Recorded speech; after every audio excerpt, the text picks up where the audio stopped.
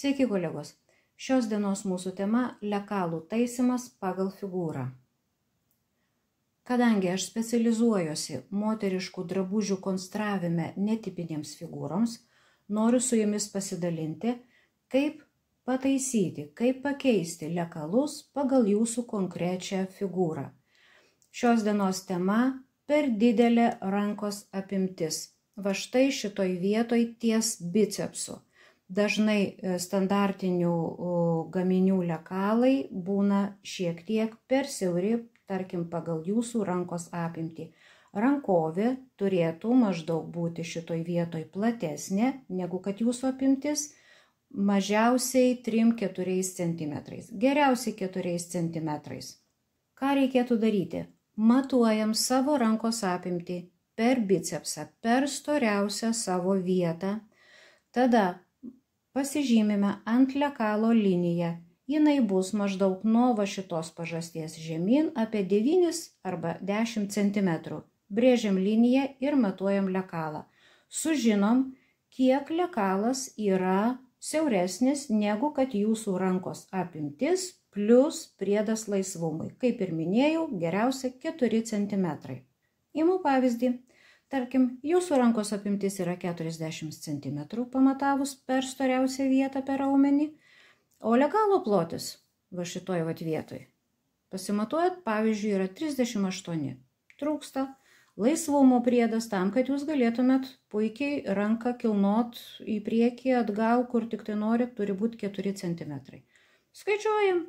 Prie jūsų rankos apimties pridedam 4 cm, gaunam 44. Minus lekalo plotis toje vietoje gaunasi 6 cm.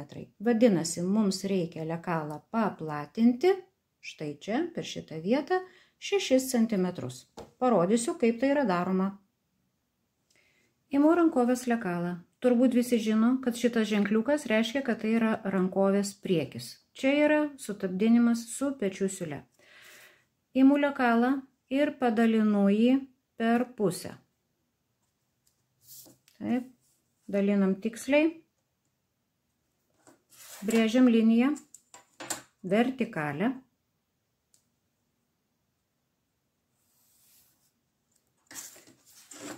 Tada nugarinė, čia yra priekis, čia nugara. Nugarinę dalį dar kartą dalinu per pusę.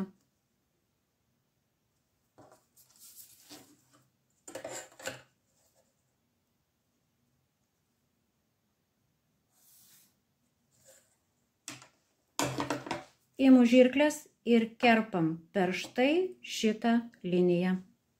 Dabar išplatinsiu lekalą, va ties ta žyma, kur mums yra siauriausia.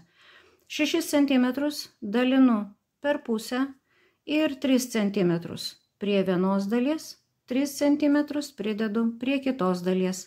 Viršuje, apačioje yra po 0. Brėžiam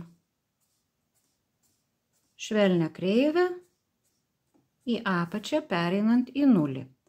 Abi šitos linijos turėtų būti identiškos, po to susidėję vieną lekalą su kitu reikėtų sutikrinti. Ir kągi mes gavome? Gavome rankovės viršutinę dalį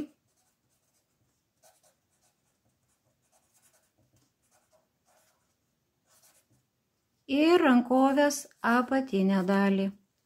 Buvo rankovė tik tai su viena apatinė siūle, o dabar mes padarėm alkūninę siūlę. Siūlė eis per jūsų alkūnės vietą ir šitoje vietoje viršutinė ir apatinė rankovės dalis paplatės. Jeigu jūs nenorit, kad pas jūs būtų alkūninė siūlė ir apačioj ties šoninė siūle šita rankovės siūlė, ją galima lygiai taip pat perkelti. Tai nėra taip sudėtinga. Jeigu jūs, tarkim, nuo čia nuimsite 3 cm vienodai ir lygiai tiek pat pridėsite prie šitos detalės tokį patį atstumą. Atkartoja va štai šitą vietą, jūs turėsite naujai sukonstruotą rankovę su priekinė siūle ir alkūninė siūlė. Dažnai tokios rankovės, jos yra siuvamos švarkuose, lengvuose švarkuose, puspalčiuose, paltuose ir taip toliau. Bet kai yra didelė rankos apimtis, galima tai daryti, tarkim, ir palaidinėse. Tikiuosi, kad mano pamoka jums buvo aiški. Jeigu turite klausimų, būtinai parašykite man komentaruose. Arba galbūt jūs norite kažkokios specialios pamokos, gal jūs turite kažkokią problemą ir aš padėčiau jums ją išspręsti. Su jumis buvau aš, Ramunė Savilienė. Iki kito susitikimo.